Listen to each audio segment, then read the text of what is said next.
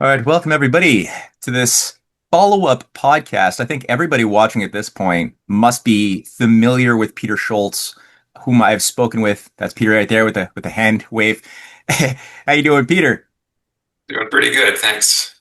Cool, man. Yeah, you and I have had a number of really enriching conversations. You did a great presentation. I think a really essential presentation pertaining to the most thorough exposition of the development pathways, potentials, resources, terrain challenges, everything for the Canadian Shield, the Canadian Arctic more generally. And most recently, you delivered a few remarks to a conference that was happening in Russia in Sochi that went over really well, a lot of really good feedback, and you even touched upon some of the elements that a lot of people on in Russia are thinking about more and more, including Mhm. increasingly people inside of the United States are thinking about this question of the Arctic as a domain of economic cooperation. It was even proposed.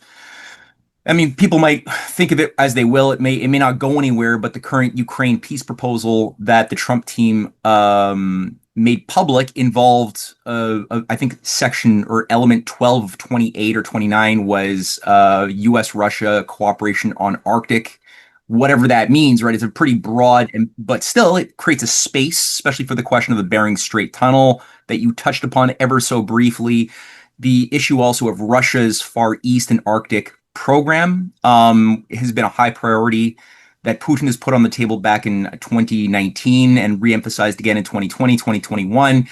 The special military operation took a little bit of that steam or the wind out of the sails, but it's still a high ambition. And of course, the Arctic is by 2030, 2040 going to become increasingly a zone of international importance. It already is, but it's going to be really exploding. So I know you've had a lot to say about this on the North American side, but you also have mentioned to me that you have certain insights and ideas that would also pertain to Russia and Eurasia more broadly. And there were a lot of Russians who were very impressed by your work, and I know that they would love to hear what you have to say, that would help also inform the construction of a functional strategy for the opening up of Eurasia's high north, especially overland. So in that sense, what can you offer to that discussion, Peter? Well, thanks so much, and thanks for your kind words, Matt, and hello to my audience, and thanks for your interest. I have been to Russia in the past and was very, very impressed.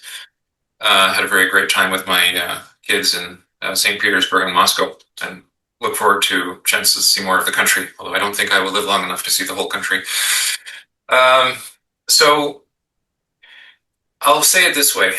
I'm approaching this as a three-phase approach, is how I did my design work and routing work in North America. Phase one, define all possible routes that are reasonable. You know, you can talk about high-speed lines going through 100 feet underneath the permafrost and frozen tunnels, but the reality is it's not going to happen. Most of it's going to be good old-fashioned, solid steel wheels on steel rails, a lot of it crossing permafrost, and needing to avoid working with the land, needing to avoid areas of geotechnical hazard. A lot of it boils down to just identify all the possible routes. This has been impressed in my head in two experiences in my life. This is dealing with phase one. I'll get to phase two in a moment. So this will keep you interested. So phase one had to do with the Mary River mine in northern Baffin Island. And I was working for the federal government at the time and had the opportunity to review their alternatives assessment for how to get 5 billion tons of iron ore out of the middle of Baffin Island to a coastline. You'd think this is a very important decision. One with, it's 50 years. How are we going to run? How are we going to run this? In their environmental assessment document, which was 1.3 meters wide, a total of 7 pages were devoted to the alternatives assessment. Of the 7 pages, one-third of it was text and two-thirds were very simple graphics, very simple maps, basically land, water, red line. And they ruled out 6 options on that basis. And they chose one, and then they chose badly. So they had the right idea, but they didn't look closely enough at permafrost conditions. So they didn't do a proper analysis of all that. So they had to start with the seven options, but then go into an objective level of detail. It's the alternatives that having all the alternatives gives you the options to go to phase two, which is to assess the options. Each one has different costs. Each one has different positive elements to it. Each one has certain spin-off effects. Some routes go close to this potential mine or that potential mine, or they go to this potential beautiful location that half the world wants to see before they die because it's so beautiful. Others don't, etc. So you need to do some may at A2A rail the same thing. When we were looking at the railway to Alaska, uh, the engineers on our team insisted that the train had to go from Fort Vermilion to Meander Spur to Lake Bistro in a more or less straight line. The First Nation was so excited for us that they gave us, without signing an NDA, a map of all of their known heritage sites, usually burial sites where elders have been buried. I opened up the map and I said, there is no way we're following a straight line. Of the known ones, there's 500 all clustered around where they wanted to put the train through. On top of that, over 10 kilometers out of the way is a industrial community that's very pro-growth. They have a lot of gravel there, a lot of water, a lot of oil, and very interested in becoming, going from 3,000 people to 300,000 people and being right on that main line. A key asset for building an economy. But it was an extra 8 kilometers of track to curve around through their community instead of going straight through. And as I looked at the geography, I realized by curving around to fit the community, we also avoid all of these burial sites. Mm-hmm. Right. So it's a win-win-win situation. I bring that to the engineers and I said, is this worth an extra $4 million? And I'm like, yes, it is worth $40 million. It's probably worth $400 million to do this curve because you're not going to get the train through these heritage sites every single time you hit one, and you will hit more. You have to do a proper archaeological extraction. You have to do a proper spiritual exhumation. You have to move the bodies. Each one of these times will be tank time. Meanwhile, you've got a crew trying to build a train. And if the railway invests properly in future industrial lands near this community, it will benefit from all that growth because this community has got everything that needs for industrial growth. So it's worth $400 million to add 8 kilometers of track here, and the engineers still didn't believe it. This is a good example of just know all your options and assess them. That's phase two, and phase three is simply doing it, basically assessing them in a clear way that doesn't need to be qualitative. It doesn't need to be quantitative. It just needs to be clear and reproducible, transparent, and objective. Mm-hmm. So everyone understands it. So, and you know what? When I talk to the public and they say, what about putting a train here through here? I can go, or a road or whatever. I can go, yes, but, because we looked at that route, but there is a landslide that's eroding or something. So I said, they may be a short stretch. It may only be a kilometer, but that kilometer is going to cost $100 million versus if we go over here, whatever, it's something else, right? There's a cost benefit to that. And some of it is biology, some of it is cultural. So it's the three phase: identify your alternatives, figure out how you're going to assess your alternatives so everyone understands, and then assess them.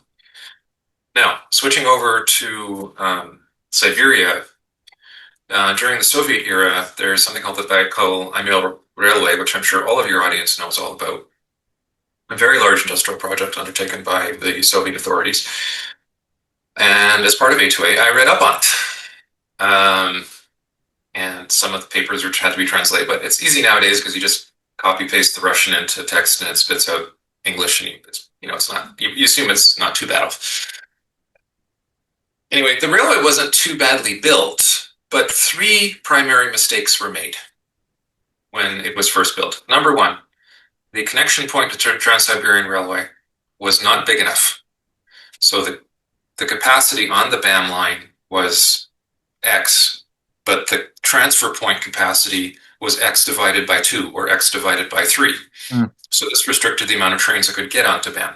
Number 2, When the Trans-Siberian Railway was built, the Tsar was smart enough to allocate land holdings which could be taken over by Russian citizens as farms or homesteads or forestry blocks, whatever. And they also set up a series of settlements with enough space for the settlement to grow. And all the iconic cities of Russia along Siberia are built along the railway because the Tsar made this decision. The Soviet authorities did not, naturally, they're Soviet, they're communists, they didn't allocate lands to private individuals for homesteading. Now it's getting farther north. I don't think agricultural productivity is that high, but grazing, for sure. Cows, cattle, forestry operations, maybe small scale mining. And it can't be a hectare. For a family to survive and get started, they probably need 100 hectares to start. There was no hectares. There was work camps that evolved, and you had a string of villages of former people that had worked on the railway when it was built and were a little bit involved in maintenance, but these string of like 1,000, 2,000 people. Compare that to Irkutsk of whatever it is, 1.5, 2 million people. So the BAM never created its own ecosystem because the land tenure was never worked out. And number three, the port side, the port wasn't capable of handling the amount of capacity that the train could handle. I believe it's Primorsky, or I completely garbled that, but the port couldn't handle it. Now, issues 1 and 3 have been handled by the Russian government. The interchange at the west end is now extremely high capacity, and there's not one, but I think 6 ports at the east end of the BAM railway. I'm not sure about the land tenure issue. I don't think that's changed. You certainly don't hear about people moving from Siberia back over to European Russia. You don't hear about people from European Russia moving back to Siberia because they're thinking, I live in an apartment in Moscow. Could I do better with 1 hectare in Siberia? Probably not. I'll stay with my apartment. But if that's the calculation that's going on in people's head. Mm-hmm. But if you broaden the scope and you're saying 10 hectares, maybe 100 hectares for the same cost as the apartment in Moscow, I think there's some families that would move at that point. Yeah, and there was an emphasis made not that long ago in Russia on the idea of homesteading once again and facilitating land grants to families, both families that were coming in from outside of Russia into Russia, but also from Russians themselves, that they're trying to encourage to do that very thing and go east, where the United States had the ethos of going west for manifest destiny. In Russia, it's go east, young man. And so that what you're saying is definitely a priority in certain strategic thinkers right now. So I think that, yeah, I'm with you. So yeah, totally. During the dark times, which I now think of when the neo-communists came close to full control of the West, which in Canada is associated with the Trudeau regime, which I more and more think of as being like a dark period of everyone's life that hopefully isn't getting darker, but it's like when you leave a very abusive friendship or a very abusive relationship, and you might be now in another abusive relationship, but it's kind of like it's like a break. Okay, at least this evil sociopathic person who says, in the time he was prime minister, he called me a racist because I was worried about COVID coming from China. He called me, a sexist because I married my wife as opposed to living common law. He called me climate change denier because I have more than 3 children, etc. There was dark times when, you start thinking, would I move to Russia when I don't speak the language? And having touched the language a little bit, I know I'm never going to master at it. It's too. I'm not smart enough to be a Russian. I just can't speak the language. Anyway, so there's all those aspects. Now, Russia is a federation and has a number of First Peoples, the Sakha and other groups. There's agreements made, to my understanding, and that, you're not dealing with the same sort of political issues that you deal with in northern Canada.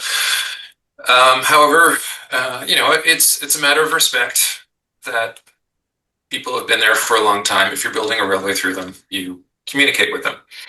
And it's the same folks, the Sakha, the Chukotka, the other groups, the Kamchaki folks are the same folks. They just, their primary language is Russian instead of English, but deep down it's the same culture.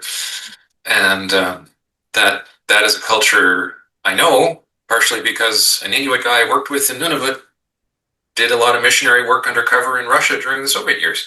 Hmm. So he was talking in his language, Inuktitut, or a variant of Inuktitut, to to Chukotka people during the Soviet years. Hmm. Quite brave, anyway. Now, in terms of routing, I'll share a screen here briefly. So, I mean, I did a little bit of this is nothing professional, but I did a little bit of searching online, mainly with the Bering Strait tunnel enthusiasts, and I looked at I got these two maps. Now, on one map, there's a blue squiggly line and a red squiggly line and a yellow squiggly line, but there's no numbers attached to it. And then you ask, okay, well, what defines the squiggly line? Are you going on this valley or that valley? Are you just following the rivers? Are you checking the elevation profile? How do you define these things? And then over on this map, there's actually distances applied, which means that whoever did this map, that's in Russian, I can't read it, but someone in the audience can, and they will know. There, I'll zoom in so you can see it. I I can't read that, but anyways, whoever did this map knew something about rail engineering and attached numbers to it, and the line is squiggly, and it follows a specific route, so there's a specific mindset going in. But I noticed that this pink line is close to this blue line, but not exactly the same. Mhm. And it seems to be completely different from this red line. And this pink line over on this map seems a lot more detailed in this map. So uh, where I go, this is the same sort of thing I was working with in North America, where I'm finding these maps that have this line or that line, and then I dig into each map and I go, like the pink one with the numbers on it, I can see is a series, but I want to get more detail. Like, and when I'm applying that layer down on a GIS system with maps with mountains and rivers and permafrost areas and mass wasting and communities, what is it looking like? And with the blue and red line, which are much more general, I want to dig down as much as I can too. But I need to get all these lines on the map. You need that's the alternatives identification phase. So I'm putting this all together. So we're identifying them, and I guarantee you there's more. It's 4,000 kilometers roughly between Chukotka and Yakutsk. And is Yakutsk the best connection? Probably. Am Mhm. I sure? No. You don't know for sure until you check. Maybe we have to double the line down from Yakutsk down to the BAM line or the Trans-Siberian. Maybe it's cheaper and easier just to go on a whole new route than to double the line. I don't know. You have to look at things like that. Mhm. So to me, that's phase one. It's get all these different routes on a map, and while you're doing that, you start building your matrix of how you assess them.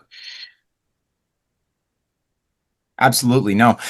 That makes a lot of sense. I got a quick question on compatibility because I know the Russians don't have standard gauge rail. How do you foresee overcoming that for interoperability going from, China or Mongolia to Russia or through the Bering? If let's say that the Bering Strait were to be a project that were done in the next 15 years, how would that compatibility issue be resolved in your mind? I was thinking about that at lunch, and I was hoping you would not ask that question. Now Right. you've asked the questions, which forces me to answer it. The Russians have the largest single rails freight system on Earth. Uh, Meanwhile, the Americas, I believe, are on what we call standard gauge, but there's a couple of narrow gauge railways, but they're inconsequential, like 20, 30 kilometers here or there, mainly used for certain passenger services. So the American system is not going to be revised. Um, the Russian system, very unlikely to be revised. I mean, it's 10,000 kilometers, just the Trans-Siberian main line, never mind everything else, although you do have the ties in the ground. Um, my suggestion would be that at some location, there would have to be some kind of transfer facility of some kind, Mm. or the main track would have to have a third rail. Um, so it's possible the Trans-Siberian would need portions of it would need to have a third rail uh, to allow for both Russian and American trains to function. Um, these are very long-standing questions, and it's worth asking at this early stage. But as I said, just getting to Chukotka is 4,000 kilometers across the permafrost, and it's a $200 billion project. Right. But it's worth asking because if make the ties at 6 inches longer, so you can add a third rail later on. Yeah. It'd be an option, right? I remember reading a paper a while ago going through just different designs that were available for train cars that could also have that mutability so that the cars itself could feasibly have that ability to shift their own wheels, or I don't know what you even call them, the wheels so called, or have two sets, one that gets activated when you move from one rail to the other, and I don't know if that would be a lot of rail cars to make as a whole scale thing to cover the grid. But I'm just saying it's I would, having lived in the Arctic and knowing what the Arctic does to anything that's in the remotest way fancy, I would not recommend that course of action because right.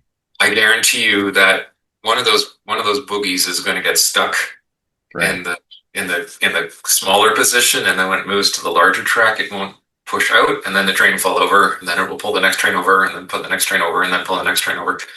Right. So Okay. I think in Australia, some parts of Australia, they ended up having to go to a third rail because every Australian state was on a different gauge for the longest time, which just completely boggles my mind. That Australia's big, but not that big. It was all British. Like, why were you all doing different gauges? It's just It's almost like similar to what the British had done to Africa in a sense, right? When you hear the stories about how the British and the French and the Belgian various empires built their rail, but designed to be different gauges all around Africa so that there would never be a potential for connecting the continent with actual internal development strategies.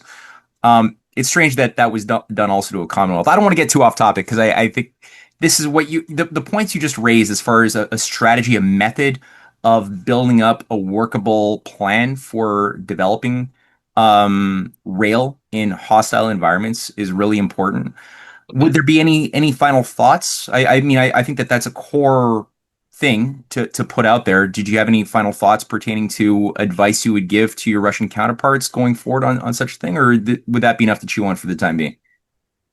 I would never deem to say the word advice to a Russian. Uh, they have the largest, the Russians have the largest rail system in the world. They know what they're doing. I'm simply saying what I do Mhm. over on the Canadian side.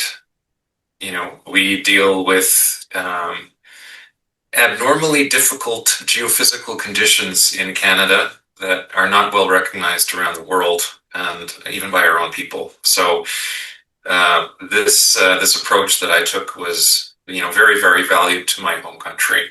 Mhm. I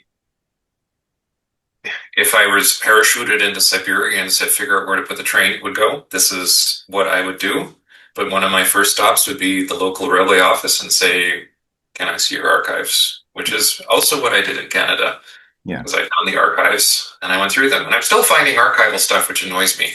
In your book, actually, there's a little link between Hazelton, British Columbia, and Fourth Cabin Pass on the Skeena River, and which had been proved out in the 1968, which I had missed in my archival search, and I had to change my map yesterday for that. So in the archives, you sometimes find little jewels, Yeah.